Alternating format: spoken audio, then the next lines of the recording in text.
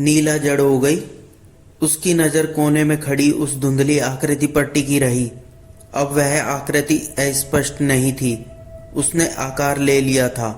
एक ठंडी हवा का झोंका उसके पास से गुजरा और वह आकृति धीरे धीरे करीब आने लगी, मानो बिना हिले डुले उसके पास सरक रही हो। उसके पैर कांप रहे थे, लेकिन वह हिल नहीं पा रही थी, नहीं चीख सकी।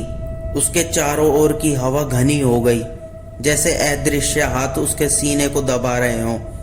फिर वह आवाज आई, लेकिन अब वह कानों में नहीं, उसके दिमाग में गूंज रही थी। मैंने कहा था मत भागो। नीला का दिल बेकाबू होकर धड़कने लगा और उसका शरीर उसे धोखा देने लगा।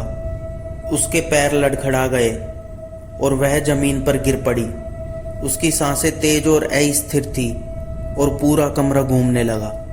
उसकी नजर धुंधली हो गई और आकृति धीरे धीरे अंधेरे में घुलने लगी। अब वह कोने में नहीं थी, अब वह नीला के भीतर थी।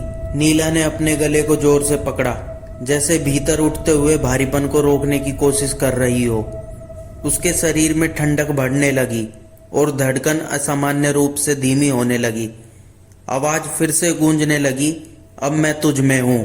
आखिरी कोशिश में उसकी नजर कमरे के उस पार लगे आईने पर गई।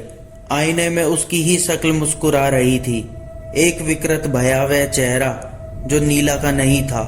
उसके होठ एक भयानक मुस्कान में खिंचे हुए थे, जो उसने नहीं बनाई थी। और फिर चारों तरफ अंधेरा छा गया। अगर वीडियो अच्छी लगे तो वीडियो को शेयर करिए और चैनल को सब्सक्राइब कीजिए।